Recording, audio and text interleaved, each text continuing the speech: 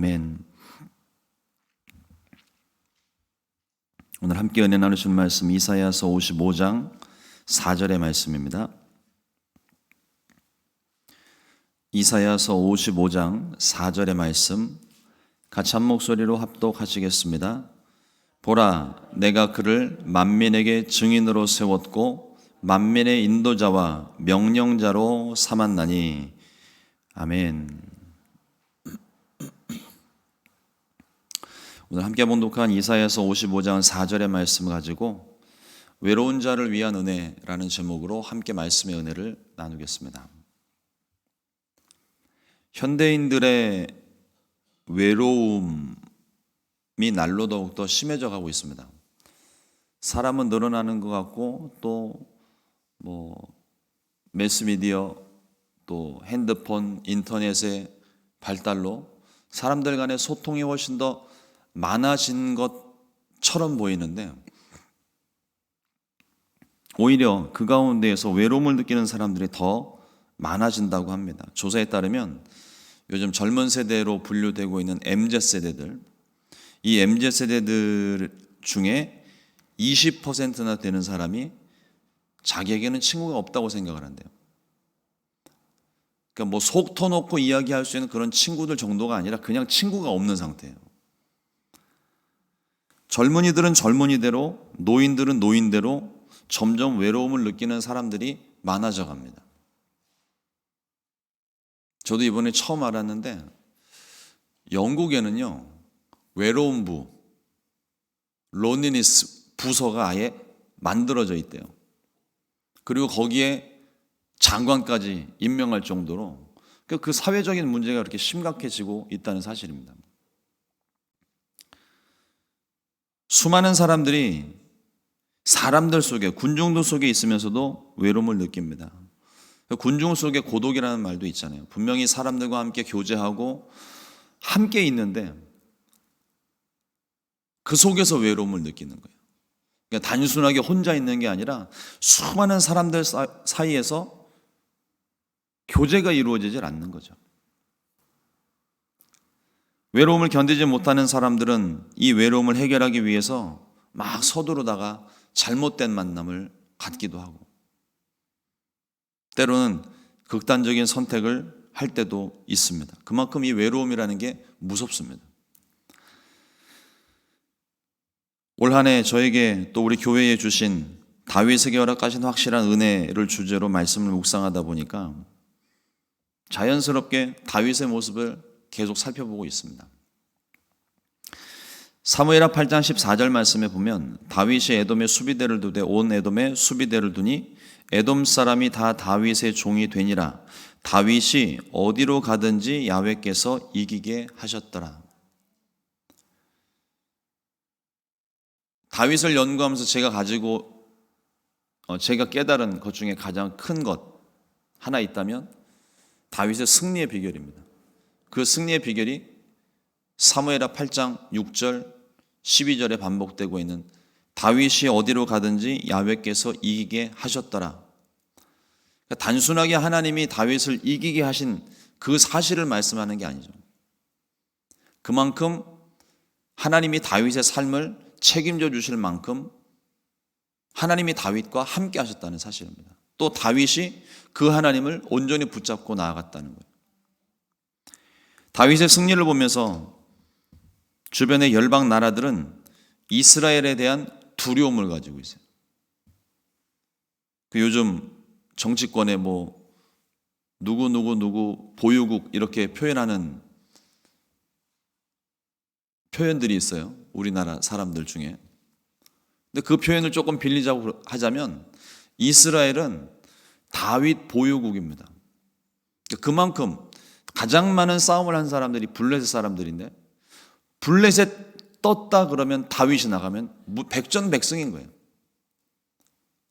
그러니까 다윗이 싸움의 기술이 능하고 용맹했던 장수인 것은 분명하지만 보다 더 중요한 가장 근원적인 승리의 비결 중에 하나가 다윗이 하나님과 함께 했고 하나님이 다윗을 이기게 하셨다는 겁니다. 무슨 일만 생기면 다윗은 하나님께 물었어요. 전쟁의 기술도, 전략도, 방법도, 시기도 하나님께 늘 묻고 또 물어서 하나님이 가라고 그러시면 가고, 정면 돌파하라고 그러면 정면 돌파하고, 돌아가라 하시면 돌아가고, 모든 걸 하나님께로부터 공급을 받고 순종하니까 하나님이 어디를 가든지 다윗을 이기게 하셨던 것입니다. 그러니까 그런 다윗을 보면서 주변 열방들은 이스라엘에 대한 두려움을 갖기 시작하는 겁니다. 하나님을 믿지도 않는 이방인들에게조차 다윗과 함께 하시는 하나님이 보이기 시작하는 거예요. 하나님의 살아계심을 그들이 알게 되었습니다. 올 한 해 이와 같은 다윗의 모습이, 다윗의 승리가 우리 교회와 저와 여러분들의 삶에 가득하기를 주님의 이름으로 축복합니다. 그런데 이 다윗이, 우리가 승승장구하고 하나님께 귀하게 쓰임받는 이 다윗의 모습을 가만히 살펴보다 보니까 다윗이 홀로 있는 시간이 굉장히 많아요. 왕이 되기도 전에 광야에서 홀로 있었던 시간이 많이 있었고요. 이스라엘의 왕이 되기 전까지 도망자로 광야에서 홀로 지낸 시간이 많았고요. 왕이 되고 난 후에도 지도자로서 겪게 되는 외로움을 참 많이 겪었던 사람이 다윗이다라는 생각이 들더라고요. 그런데 그렇게 많은 시간 홀로 많은 시간을 보냈던 다윗이지만 그 다윗은 외로움을 전혀 느끼지를 못합니다. 자기와 함께 하시는 하나님을 이미 경험했기 때문에, 그리고 지금도 경험하고 있기 때문에, 앞으로도 함께 하실 것을 다윗이 분명히 믿었기 때문에 다윗은 절대로 외롭지를 않습니다. 숱한 전쟁과 환난 속에서도 다윗이 경험한 확실한 은혜는 하나님이 함께 하셔서 이기게 하셨다는 뚜렷한 증거를 다윗이 가지고 있어요. 우리의 눈으로 볼 때 다윗은 무척이나 외로워 보이는데 다윗은 결코 외롭지 않았습니다. 하나님이 함께 하셨기 때문입니다. 우리도 마찬가지입니다. 예수님 우리를 고아와 같이 버려두지 아니하시고 성령님 보내주셔서 세상 끝날까지 너희와 항상 함께 있을 것이라고 약속하셨어요. 이 보혜사라는 단어는 위로자라는 뜻입니다. 그러니까 성령께서 우리 가운데 날마다 함께 계시며 우리를 위로해 주시는 거예요. 어려울 때 위로해 주시고, 외로울 때 위로해 주시고, 괴로울 때 위로해 주시고, 혼자 있을 때 위로해 주시고, 항상 우리 곁에 계시면서 우리를 위로하시고 격려하시면서 할 수 있도록, 넉넉히 이겨낼 수 있도록, 견딜 수 있도록 하나님께서 우리를 도우신다는 것입니다. 기억하십시오. 어디를 가든지 무엇을 하든지 성령님이 우리와 늘 함께하고 계십니다. 성령님께서 우리 가운데 오신 이유는 복음의 증인 되게 하시기 위해서입니다. 그런데 그냥 보내시는 것이 아니라 이제 내가 너희들한테 사명을 줄 테니까, 임무를 줄 테니까 가서 너희들이 알아서 죽이 되든 밥이 되든 가서 해. 이렇게 보내신 게 아니라는 거예요. 성령 충만하게 하셔서 이 제자들을 보내셨습니다. 제자들이 복음 전파를 위해 보내심을 받았을 때 능력과 권세를 받았다고 성경은 기록합니다. 누가복음 9장 1절로 2절 말씀에 예수께서 12제자를 불러 모으사 모든 귀신을 제어하며 병을 고치는 능력과 권위를 주시고 하나님의 나라를 전파하며 앓는 자를 고치게 하려고 내보내시며,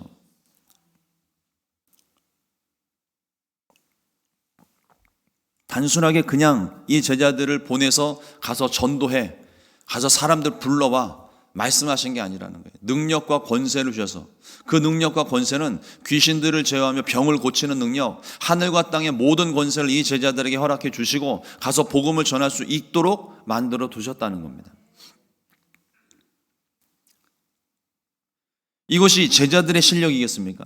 하나님이 예수님께서 이 제자들에게 능력을 주셨으니까 그 능력이 제자들의 것이 되었나요? 자기네들이 가가지고 마음대로 그 능력을 쓰면서 금 나와라 뚝딱, 은 나와라 뚝딱, 싹 변해라, 수리수리 마수리 이러면서 그런 게 아니잖아요. 이 제자들에게 있는 하나님의 능력은 예수 그리스도 이름의 능력입니다. 예수 이름으로 귀신을 쫓아내는 것이고 예수 이름으로 병을 고쳐낸 거예요. 그러니까 이 예수 이름으로 한다는 것 사실 자체가 내가 하는 게 아니라는 거예요. 주님의 능력이라는 것입니다. 내가 받은 주님의 능력이라는 거예요. 저뿐만 아니라 여러분들에게도 이 능력이 똑같이 주어져 있습니다. 우리에게는 예수님 믿었고 예수님이 나와 함께 계시고 그 이름의 능력과 권세를 저와 여러분들이 다 받았는 거예요. 그러므로 어디를 가든지 담대하게 행하십시오. 성령께서 이제는 우리와 함께 하시면서 그 능력과 권세를 주셨습니다. 그 능력으로 올 한 해 날마다 승리하게 되시기를 주님의 이름으로 축원합니다. 말씀을 묵상하면서 또 이런 생각이 들었습니다. 홀로 있다는 느낌. 이게 어떤 의미일까? 여러분, 홀로 있다는 느낌 받으실 때 있죠. 외롭다는 느낌을 받을 때가 있습니다. 근데 그거를 말로 설명할 수가 있던가요? 제가 한참을 생각을 하면서 이걸 홀로 있다는 느낌을 어떻게 표현을 해야 될까? 그냥 우리는 익히 알고 있는 표현대로 그냥 외롭다, 홀로 있다는 건 외롭다, 뭐 고독이다, 뭐 이런 표현들을 쓰는데 그게 단어로 그렇게 설명이 되는 게 아닌 것 같아요. 근데 고민을 하고 있는데 갑자기 그 생각이 들더라고요. 홀로 있다는 것, 특히나 그리스도인들에게 홀로 있다는 것은 성령님이 나와 함께하고 있지 않다는 것을 반증으로 보여주는 것 같아요. 다시 말씀을 드립니다. 성령님이 우리와 함께 하신다고 그랬어요. 평생 우리와 함께 하신다고 그랬어요. 근데 우리가 왜 외로워요? 성령님을 깨닫지를 못하고 있다는 겁니다. 동행하고 있지 못하다는 거예요. 그러니까 그리스도인들에게 외로움이란 있을 수 없는 단어입니다, 사실은. 그러니까 외로움이라는 단어를 우리가 있을 수 없는 단어이기 때문에 이게 표현이 안 되는 거예요. 성령님이 나와 함께 계시면 외롭지 않고 성령님이 나와 함께 계시지 않으면 외로워지는 거예요. 그러나 주님은 결코 우리를 홀로 두지 않으십니다. 보혜사 성령님을 우리 가운데 보내주셨어요. 그러므로 홀로 있을 때, 외로움을 느낄 때 더욱더 주님을 찾게 되시기를 주님의 이름으로 축복합니다. 하나님께서 우리에게 허락하신 은혜는 우리와 함께 하시는 은혜예요. 임마누엘이라는 이름을 우리 가운데 주셨잖아요. 다윗이 홀로 있을 때 주님을 찾고 주님과 교제했던 것처럼 우리도 문제가 있을 때마다 주님께 뜻을 묻고 인도하심을 구해야 될 줄로 압니다. 주님을 더욱더 찾으십시오. 간절히 주님을 찾으십시오. 하나님은 다윗이 외로울 때, 그래서 하나님을 찾을 때 하나님 한 번도 침묵하신 적이 없습니다. 다윗과 동행하시며 다윗을 인도하시고 다윗을 강하게 하셨어요. 근데 이 은혜를 다윗에게만 주셨겠습니까? 예수님을 믿는 저와 여러분들에게도 이 은혜를 허락해 주신 것입니다. 주님을 경험하면 알게 됩니다. 이거는 말로 설명이 안 돼요. 주님을 경험해야만 비로소 알 수 있는 은혜예요. 옛날에 한국에 그런 무슨 광고가 하나 있었어요. 이게 남자한테 참 좋은데, 정말 좋은데 설명할 방법이 없네. 이게 광고 카피였었어요. 경험을 해볼 수가 없으니까. 그런데 그것을 경험하고 싶어서 사서 맛본 사람들은 알겠죠. 뭐가 좋은지. 저도 안 먹어봐서 모르겠어요.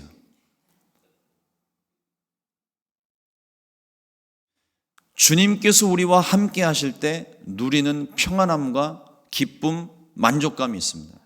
이거는 경험하지 않고서는 알 수 있는 방법이 없어요.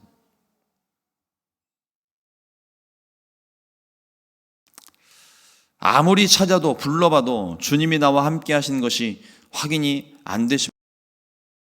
느껴지지 않습니까? 느껴지지 못합니까? 더욱더 기도하십시오.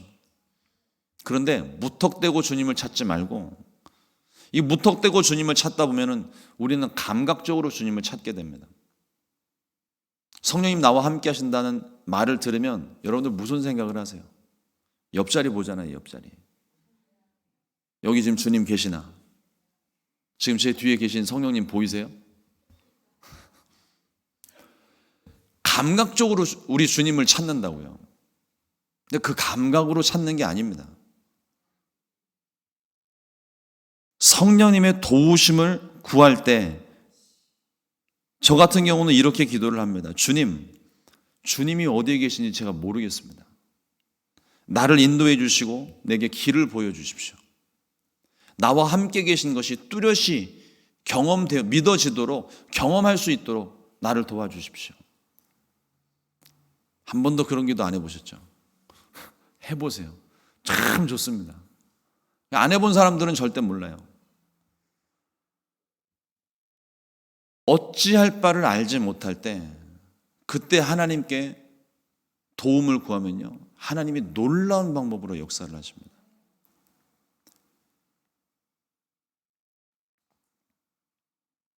어렸을 때 보았던 문구가 지금도 생생하게 기억이 납니다.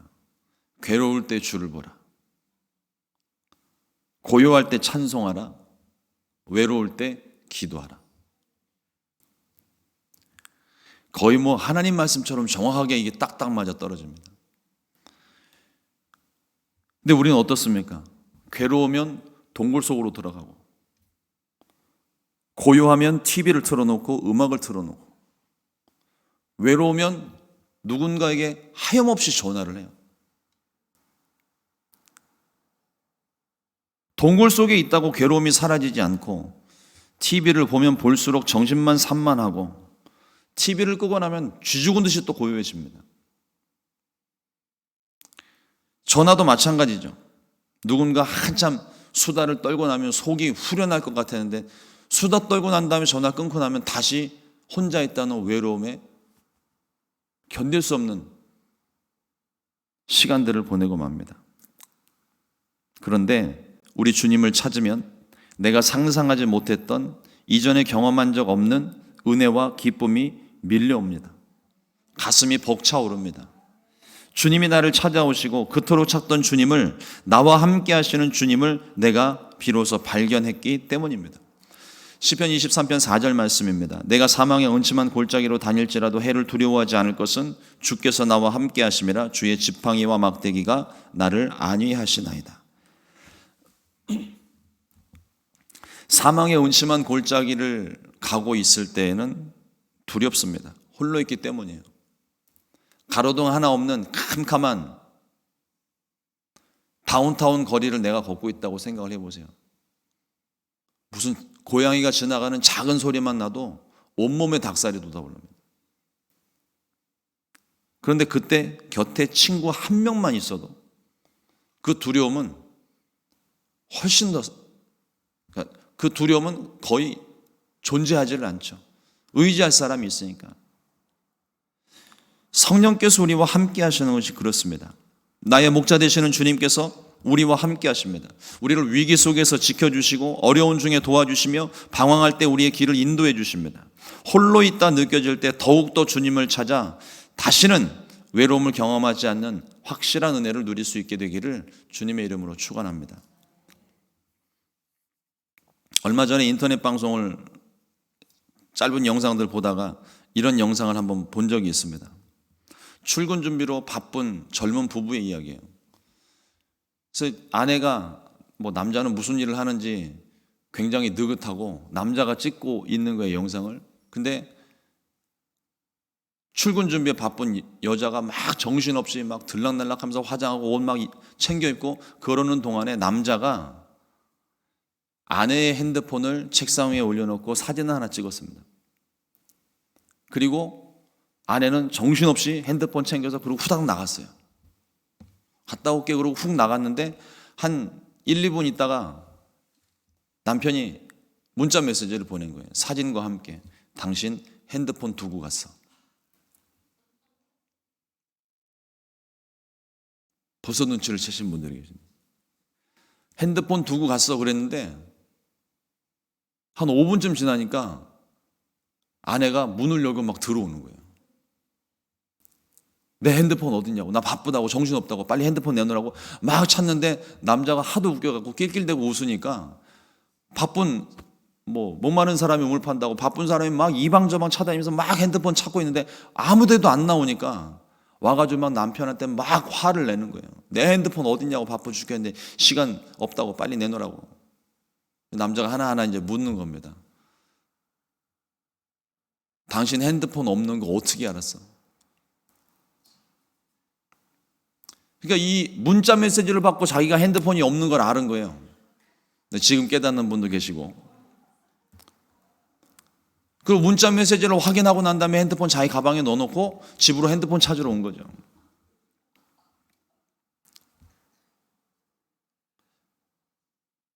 현대인들이 이렇게 정신없이 삽니다. 너무 바빠서 자기가 얼마나 외로운지를 모르고 살아요. 그러다가 문득 외로움을 느끼게 되면 밀려오는 그 외로움에 견디지를 못합니다. 그러나 여러분들 기억하십시오. 그럴 때에도 주님은 여전히 우리와 함께하고 계십니다. 결코 혼자가 아닙니다. 우리를 홀로 두지 않으십니다. 지금도 우리와 함께하고 계세요. 예배를 마치고 돌아가는 길에, 또 직장으로 가는 길에 주님께서 함께 하십니다. 오히려 외로움을 느끼는 나를 보면서, 주님 어디 계시냐고 묻는 나를 보면서 주님이 더 외로워하세요. 내가 지금 너와 함께 있는데 나한테는 말도 안 걸고 신경도 안 쓰고 모른 척하고 그저 자기 일에만 정신없는 우리를 바라보시면서 주님도 한숨을 쉬시는 것 같습니다. 나 여기 있는데.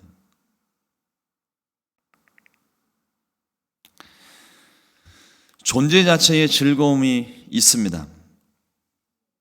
하나님은 우리를 바라보시면서 존재 자체로 기뻐하십니다. 마치 부모님들이 아이들을 바라보면서 아이들이 특별히 부모에게 뭘 하지 않아도, 웃기만 해도, 똥 싸고 울어 제끼고 배고파 울어 제껴도 그 아이를 사랑할 수밖에 없는 이유는 존재 자체에 대한 기쁨입니다. 스바냐 3장 17절 말씀에 너희 하나님 야훼가 너의 가운데 계시니 그는 구원을 베푸실 전능자이시라. 그가 너로 말미암아 기쁨을 이기지 못하시며 너를 잠잠히 사랑하시며 너로 말미암아 즐거이 부르며 기뻐하시리라 하리라. 존재 자체의 기쁨입니다. 주님께서 우리를 바라보실 때 이 모습으로 보신다는 거예요. 내가 무엇을 해서 더 이쁘고 내가 무엇을 하지 않아서 어떤 잘못된 길로 나아가서 우리를 안 사랑하시고 이런 게 아니에요. 존재 자체로 기쁨입니다. 한 단계 더 나아가서 역으로 생각해 보면 우리에게는 주님이 존재 자체의 기쁨이 되어야 되는 거예요. 하박국서 3장 17절 18절 말씀입니다. 비록 무화과 나무가 무성하지 못하며 포도나무에 열매가 없으며 감람나무에 소출이 없으며 밭에 먹을 것이 없으며 우리의 양이 없으며 외양간에 소가 없을지라도 나는 야훼로 말미암아